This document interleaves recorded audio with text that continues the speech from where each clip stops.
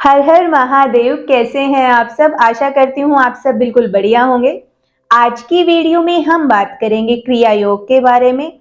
ये video demand पर बनाई जा रही है। बहुत सारे लोग चाहते थे कि मैं क्रिया योग पर एक वीडियो बनाऊं। जितना भी मुझे एक्सपीरियंस है और जितनी भी नॉलेज है इस बारे में मैं आपके साथ आज डिस्कस करूंगी, ठीक है। मोक्ष पाने के 4 मार्ग होते हैं: भाव, बुद्धि, शरीर और ऊर्जा, ठीक है। भाव मतलब जो लोग बहुत भावुक होते हैं, भावना उनके अंदर बहुत ज्यादा होती है, तो वो क्या करते हैं, वो भक्ति मार्ग को अपनाते हैं, ठीक है। भक्ति योग को अपनाते हैं अपने ईश्वर के मार्ग पर पहुंचने के लिए, ठीक है। नंबर 2 बात करते हैं हम बुद्धि की। ऐसे लोग क्या होते हैं, तार्किक होते हैं, वे ज्ञान योग को अपनाते हैं, ठीक है। इसमें आ जाते हैं जैसे वैज्ञानिक होते हैं, ठीक है। और बहुत सारे योगी होते हैं जो अपनी बुद्धि का इस्तेमाल करते हैं, ज्ञान का इस्तेमाल करते हैं, जैसे कि वो ध्यान लगाते हैं, ठीक है, मेडिटेशन करते हैं और इस ज्ञान के द्वारा, ठीक है, में अपने ईश्वर को प्राप्त करते हैं। अब बात करते हैं शरीर की, ठीक है। शरीर मतलब हठ योग, ठीक है, या फिर बोल सकते हैं कर्म योग। ये शरीर के अंदर आते हैं, ठीक है। और बहुत सारे लोग जो हैं अपने कर्म पर विश्वास करते हैं, कर्म को ही पूजा मानते हैं और पूजा समझकर ही अपने काम को करते हैं। निष्काम भाव से वो अपने काम को करते हैं, ठीक है। उन्हें फल कैसा भी मिले, उन्हें फल की कोई इच्छा नहीं होती। जो भी फल उनको मिलता है, ऐसा कोई भी काम नहीं है कि जिसका फल हमें ना मिलता हो, चाहे फल अच्छा हो या बुरा हो, जैसे भी काम होते हैं फल उसी के अकॉर्डिंग हम सबको मिलता है, ठीक है। ऐसा कभी नहीं होता है कि हमने काम अच्छा किया है और हमें फल बुरा मिला है, ठीक है, ऐसा बिल्कुल नहीं होता। हमारे कर्मों के आधार पर ही हमें फल मिलता है और जो लोग निष्काम भाव से अपना काम करते हैं, उसे ही अपना ईश्वर का आदेश समझते हैं, तो वो कर्म योग के माध्यम से अपने ईश्वर तक पहुंचते हैं, ठीक है। अब बात करते हैं ऊर्जा की। ऊर्जा माने क्रिया योग, ठीक है। ये पूरी की पूरी वैज्ञानिक प्रक्रिया है और इस योग का संबंध पूरा का पूरा ऊर्जा से है, इसलिए इसे राजयोग भी बोलते हैं। देखिए, ये चारों रास्ते, ठीक है, भक्ति योग, ज्ञान योग, कर्म योग या फिर क्रिया योग, ये पूरे के पूरे चारों रास्ते एक पेड़ की शाखाओं की तरह है, जिनका एक ही ठिकाना है। और ठिकाना क्या है? ईश्वर की प्राप्ति या फिर बोल सकते हैं मुक्ति या मोक्ष, ठीक है। कोई भी योग अपनाए, जाना एक ही रास्ते पर है हमें, ठीक है, पहुंचना एक ही ठिकाने पर है कि हमें मुक्ति मिल जाए, हमें मोक्ष मिल जाए। तो लोग जो हैं अलग अलग तरीके से अपने अकॉर्डिंग, ठीक है, योग को अपनाते हैं। कुछ लोग कर्म योग को अपनाते हैं, कुछ लोग भक्ति योग को अपनाते हैं, कुछ लोग क्या है, ज्ञान योग को अपनाते हैं और कुछ क्रिया योग के माध्यम से मोक्ष की प्राप्ति की तरफ बढ़ते हैं, ठीक है। क्रिया योग 2 शब्दों से मिलकर बना है, क्रिया प्लस योग, ठीक है। क्रिया का मतलब करने से है और योग का मतलब होता है दूरी से शून्यता की ओर, ठीक है। जैसे कि जब हम ऑक्सीजन लेते हैं और कार्बन डाइऑक्साइड छोड़ते हैं, तो उस समय क्या होता है, हम और हमारी प्रकृति के बीच में जो संबंध होता है, जो दूरी होती है, वो शून्य हो जाती है, ठीक है। तो ये सभी जो क्रियाएं होती है प्रकृति में योग को स्थापित कर देती हैं, जिसी को हम बोल सकते हैं कि क्रिया योग है ये, ठीक है। तो समझ आ ही रहा होगा आपको कि जैसे हमारे और प्रकृति के बीच की जो दूरी है वो शून्य हो गई है, प्रकृति का और हमारा एक जुड़ाव हो गया है, एक योग हो गया है, जिसको हम क्रिया योग बोलते हैं, ओके। क्रिया योग अपने आप में ही बेहद ऊंची टेक्निक है। ये एक ऐसी टेक्निक है जो बहुत पुरानी है और रहस्यमयी है।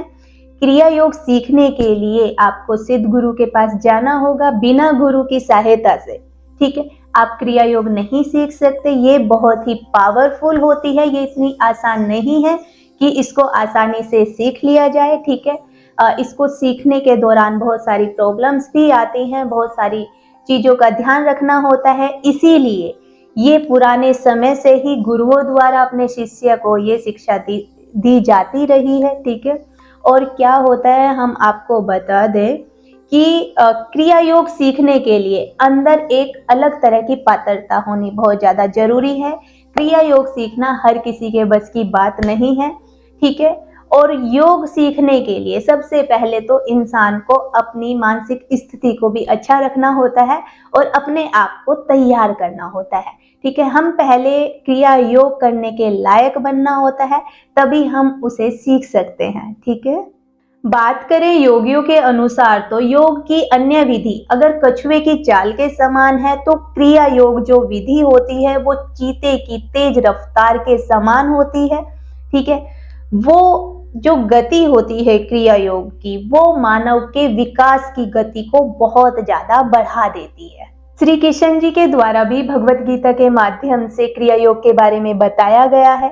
ठीक है, उसमें बताया गया है कि जब एक योगी ध्यान की अवस्था में बैठता है तो वो अपने आप को ईश्वर की ओर पूरी तरह समर्पित कर देता है, और फिर जो उसकी सांसें होती है, जब वो सांसें लेता है और सांस को बाहर छोड़ता है, तो अपनी सांसों को पूरी तरह से वो उदासीन कर देता है। मतलब कि बोल सकते हैं कि वो अपनी सांसों को एफर्टलेस कर देता है। ठीक है, कोई भी एफर्ट नहीं पड़ते हैं उसकी सांसों पर। और फिर क्या करता है वो कि इसके प्रयोग के द्वारा ही, ठीक है, अपनी जो जीवन शक्ति होती है उसको हृदय से निकालकर अपने नियंत्रण में ले लेता है। तो हम समझने के लिए बोल सकते हैं कि क्रिया योग एक तरह से प्राणायाम ही है।